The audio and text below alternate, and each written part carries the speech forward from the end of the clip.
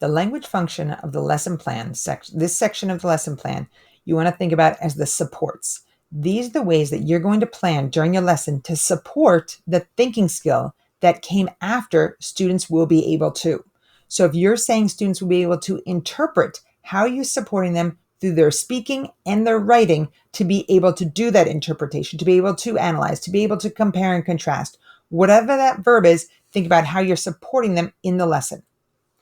So if you think about these two different images, the goal here is that you're seeing that on the left-hand side, the importance of getting students to actually do. So students will remember 90% of what they do, 70% of what they say are right.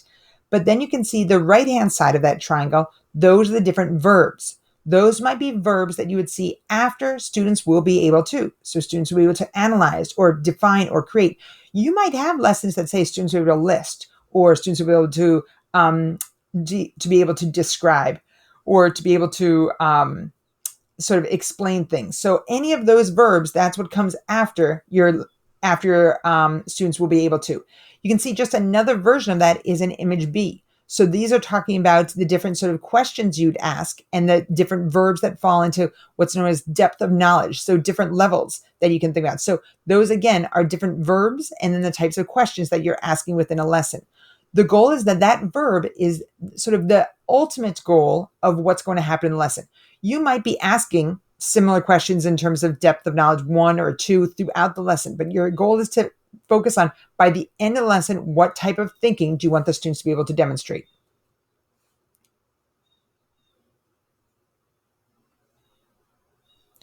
So a language function is not going to be the verb that's focused on completing an activity. So students will not, you don't want to say students will be able to complete the worksheet.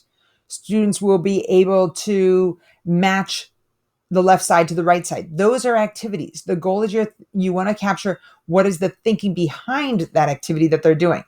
The language function should not be unrelated to the lesson content. You don't want to think about it in terms of that discourse and syntax part of it, just generic things that you paste from one lesson to the next. So you might say sentence frames or partner work. That is true. Those are examples of syntax and discourse, but you want to make sure that you're making it specific to lesson. And vocabulary, whatever you list there, you want to make sure you're actually using it in your lesson. So the language function is going to be the observable verb after students will be able to. So whatever you have that comes after that in your objective is going to be written down as the language function in that section lesson plan.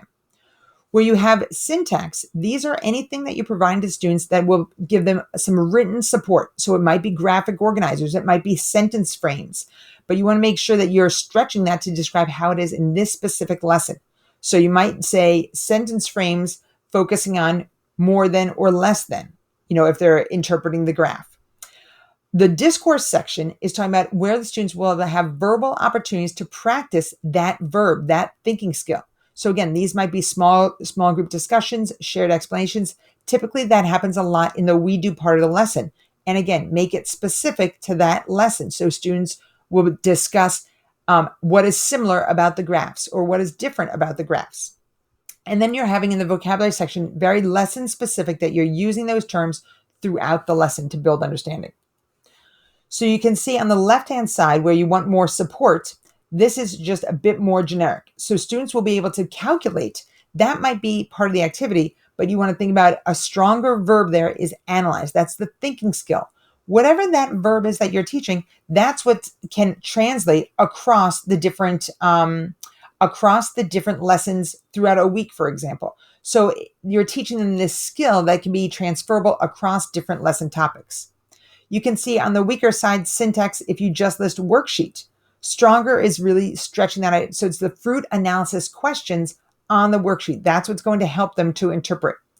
Discourse might be, the weaker side is just saying discussion during teacher-directed instruction or guided practice.